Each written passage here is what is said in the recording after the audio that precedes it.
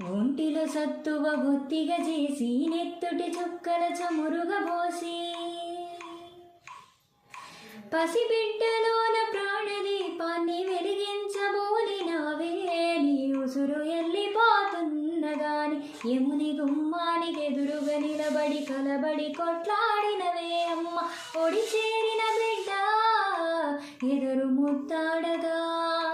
దిగబట్టి నూపిరొక్కసారి కనురెప్పలల్ల కన్నీరుల జారి కన్న ప్రేమకు నిండు సాక్ష్యమై నిలిచనే అమ్మా అమ్మా అమ్మా అమ్మా అమ్మా గోల చేసిన గోముగ ముద్దాడినవే అమ్మ గోరు ముద్దలు తినిపించి